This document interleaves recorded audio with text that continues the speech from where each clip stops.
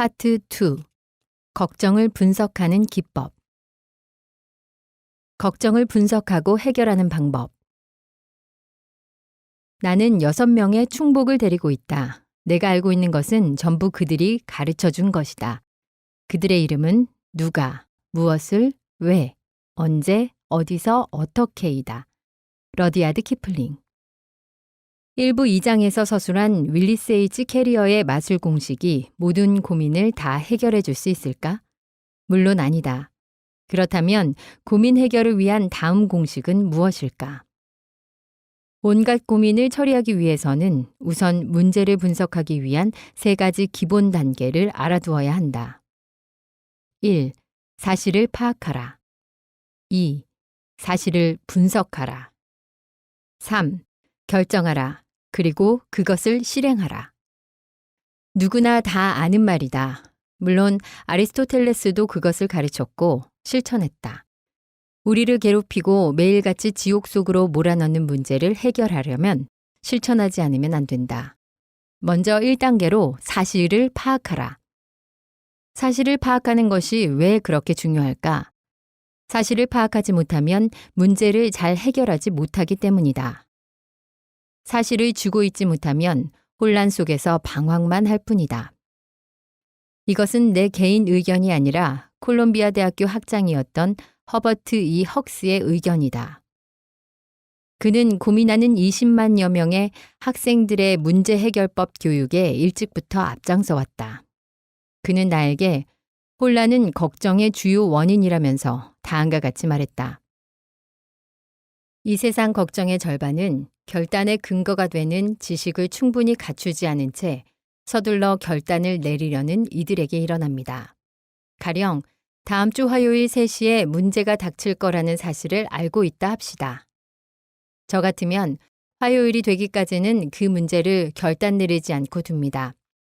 골치를 앓거나 불면증에 시달리지도 않습니다. 대신에 먼저 그동안 이 문제와 관계가 있는 온갖 사실을 파악하는 데 전념합니다. 화요일까지 사실을 파악해두면 문제는 자연적으로 해결됩니다. 나는 헉스 학장에게 그러면 그렇게 해서 고민에서 완전히 해방되었습니까? 하고 물었다. 그의 대답은 그렇습니다였다. 완전히 걱정에서 해방되었다고 확실하게 말할 수 있습니다. 누구든지 공평하고 객관적인 입장에서 사실을 파악하기 위해 시간을 할애한다면 온갖 걱정은 지식의 빛을 받아 증발한다는 것을 알 수 있을 것입니다. 즉, 누구든지 공평하고 객관적인 입장에서 사실을 파악하기 위해 시간을 할애한다면 온갖 걱정은 사라지게 되죠. 그러나 우리들은 어떠한가? 토머스 에디슨은 이렇게 말했다. 생각하지 않고 문제를 해결할 수 있는 편리한 방법이란 없다. 우리는 사냥개처럼 우리가 생각하고 있는 사실만을 쫓고 다른 것은 모두 무시한다. 자신의 행동을 정당화하고 희망적인 생각과 일치하는 사실만을 추구함으로써 일찍부터 생각해 두었던 편견을 정당화하려고 한다. 이에 대해 앙드레 모로와는 다음과 같이 말했다. 우리는 개인적인 욕망과 일치하는 것들은 모두 진실된 것이라고 생각하고 그렇지 못한 것들에 대해서는 분노한다. 그러고 보면 문제에 대해 해답을 얻는 길이 얼마나 어려운지 알고도 남는다. 2 더하기 2가 5라는 가정에 이르면 이것이 단순한 계산일지라도 다분히 까다로워질 수밖에 없다. 그런데 세상에는 2 더하기 2는 5, 때로는 500이라고 고집하는 바람에 자신은 물론 상대방의 삶을 지옥 같은 곳으로 만드는 사람이 적지 않다. 이를 어떻게 하면 될까?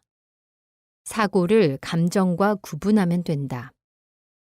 그리고 헉스 학장이 말한 대로 공평하고 객관적인 방법으로 사실을 파악해야 한다. 물론 걱정하고 있으면서 그렇게 한다는 것이 쉬운 일은 아니다. 걱정은 감정을 날카롭게 만들기 때문이다. 여기 문제를 벗어나 사실을 분명하고 객관적으로 관찰하는 데 도움이 되는 2가지 아이디어가 있다. 1. 사실을 파악하려고 할 때는 자신을 위해서가 아니라 다른 사람을 위해 하는 것 같이 하라. 그러면 사실을 냉정하고 공평하게 관찰할 수 있으며 감정을 배제할 수 있다. 2. 자신을 괴롭히는 어떤 문제에 대해 사실을 수집할 때는 반대측 변론을 준비하고 있는 변호사의 입장이 되어보라. 즉, 나에게 불리한 사실이나 내가 부딪히고 싶지 않은 사실을 밝히도록 노력해보는 것이다. 그러고 나서 자기 쪽의 사실과 상대방의 사실을 기록해본다. 대개의 경우 사실이란 두 가지가 상반되는 극단의 중간쯤에 있다는 것을 깨닫게 된다. 요점은 당신이나 나, 아인슈타인, 그리고 미국의 최고 재판소일지라도 사실을 먼저 파악하지 않고서는 어떤 문제에도 현명한 판단을 내릴 수 없다는 것이다. 에디슨은 그것을 잘 알고 있었다. 그가 사망했을 때 남긴 2,500건의 노트에는 그가 직면했던 문제에 대한 사실들이 빼곡히 적혀 있다. 그러므로 문제 해결의 첫 단계는 사실을 파악하는 데 있다. 헉스학장이 한 것을 실천하는 일이다. 우선 공평한 태도로 사실을 수집한 다음 문제 해결에 착수해야 한다. 하지만 사실을 수집만 하면 아무 쓸모가 없다. 그것을 분석하고 해석해야 한다. 나는 귀중한 경험을 통해 사실을 기록하고 나서 분석하는 편이 훨씬 쉽다는 것을 알았다. 실제로 찰스 캐터링은 잘 쓰여진 문제는 이미 절반이 해결된 것이라고 말했다. 그렇다면 이것이 실제로 어떠한 도움이 되는지 설명해 보기로 하자. 일찍이 중국인들이 한 폭의 그림은 1만 단어로 표현한 것보다 낫다고 했듯이 나는 여기서 한 인간이 지금 말하고 있는 것을 어떻게 실천에 옮길 수 있었는지 그림으로 보여주기로 하겠다.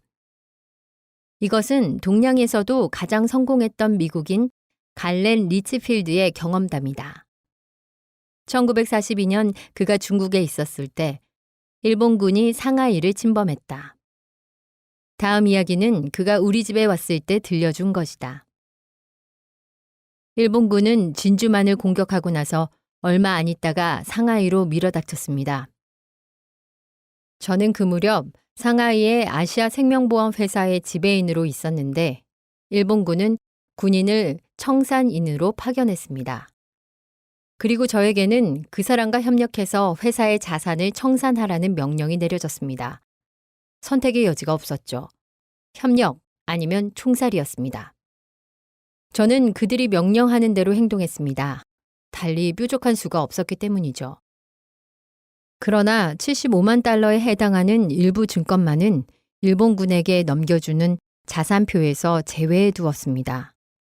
이 증권은 홍콩 지점에 속한 것으로 본사의 자산이 아니라고 판단했기 때문이었죠.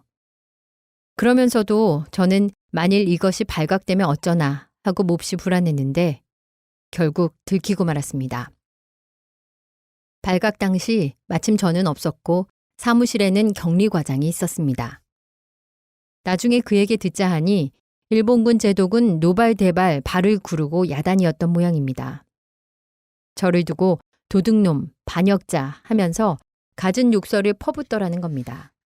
분명 브릿지하우스로 끌려갈 판이었습니다. 브릿지하우스, 그곳이야말로 일본식 게슈타포 고문실 아닙니까? 제 친구 중 하나는 그곳으로 연행되기 전에 자살했습니다. 심지어 그곳에 10일간 갇혀 있다가 죽은 친구들도 적지 않았습니다. 그런 곳으로 제가 끌려갈 예정이라니.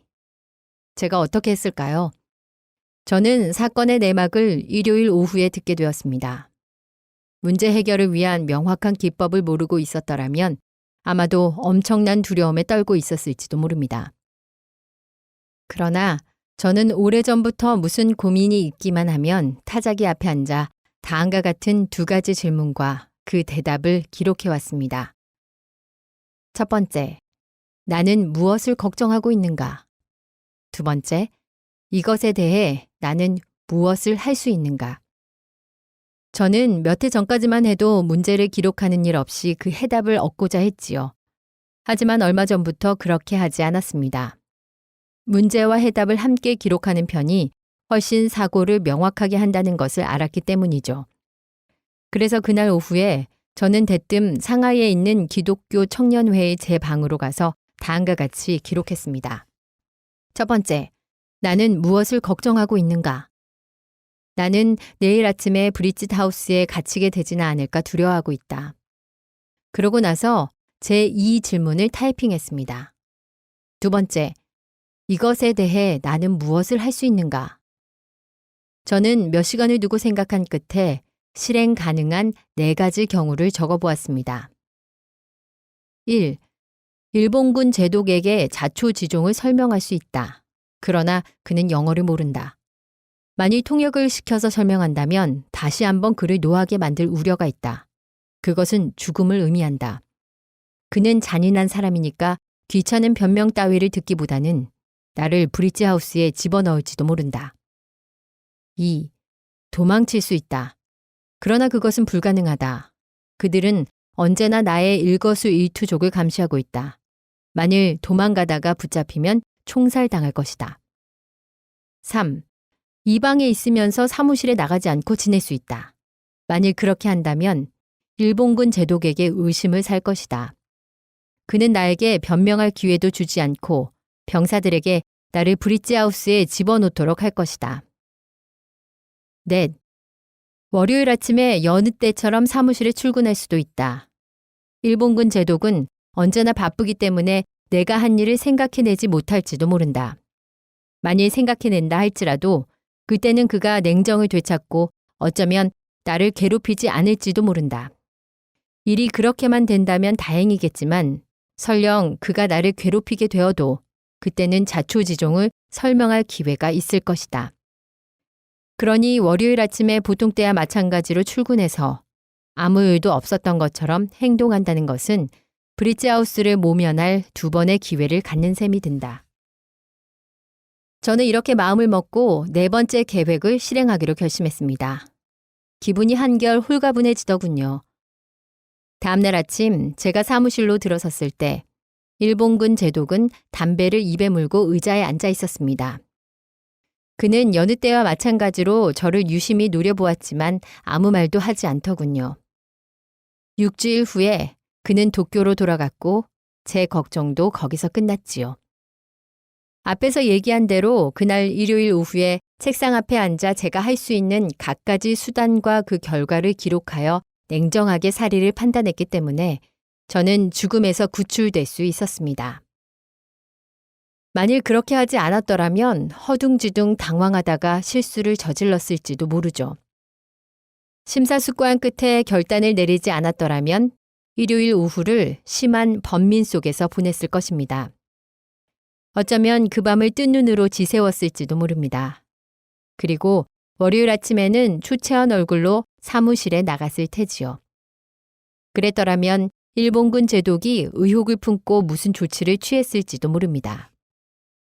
여러 차례의 경험으로 저는 결단에 도달하는 것이 얼마나 중요한가를 알게 되었습니다. 일정한 목적에 이르지 못하고 어쩔 줄 몰라 하면서 예상된 파국의 공포에 사로잡히게 되면 신경쇠약증에 걸리게 되고 생지옥의 늪에 빠지게 되지요.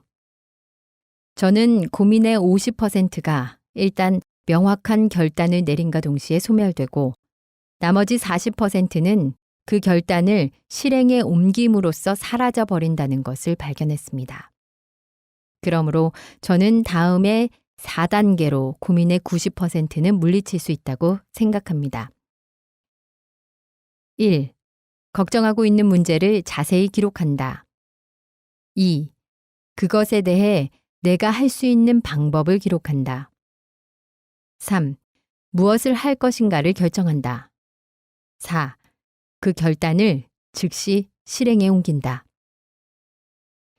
갈렌 리치필드는 현재 스타파크 앤드 프리맨사의 동양 지역 담당 이사로 자신이 성공한 까닭은 대부분 앞에서 말한 고민 분석법을 활용했기 때문이라고 내게 고백했다. 그의 방법이 왜 그렇게 훌륭한가? 그 자체가 효과적이고 구체적이며 문제의 핵심을 꿰뚫기 때문이다. 더구나 제3의 필수 법칙, 즉 그것에 대해 최선을 다한다는 데 중심을 두고 있기 때문이다. 우리가 아무런 행동을 취하지 않는다면 온갖 사실의 발견과 분석이 공연불이 되고 청력을 낭비한 것이 된다. 윌리엄 제임스는 이러한 말을 했다. 일단 결정이 내려져서 그 실행만 남아있을 때는 일의 결과에 대한 책임과 걱정을 완전히 버려라. 그는 일단 사실에 부딪혀서 결단을 내렸으면 실천에 옮겨라. 재고할 여지가 없다. 이런저런 생각으로 망설이지 마라. 뒤따라 일어나는 의혹에 끌려가지 마라. 뒤돌아보지 마라. 하고 설명하고 있는 것이다. 나는 언젠가 오클라호마에서 손꼽히는 석유업자 웨이트 필립스 씨에게 결단하고 나서 실행에 어떻게 옮기느냐고 물어본 적이 있었다. 그는 이렇게 대답했다. 저는 어떤 문제든 일정 정도 이상으로 생각을 계속하게 되면 혼란과 걱정거리만 자아낸다는 사실을 발견했습니다. 때로는 정도 이상의 궁리나 사고가 오히려 해로울 수 있고 결단하여 행동에 옮겨 뒤돌아보면 안 되는 경우도 있습니다. 이제 갈렌 리치필드의 기법을 우리의 걱정에 적용시켜 보면 어떨까? 질문 1. 내가 걱정하고 있는 것은 무엇인가? 질문 2. 내가 할 수 있는 것은 무엇인가? 질문 3. 나는 무엇을 할 것인가? 질문 4. 언제 실행할 것인가?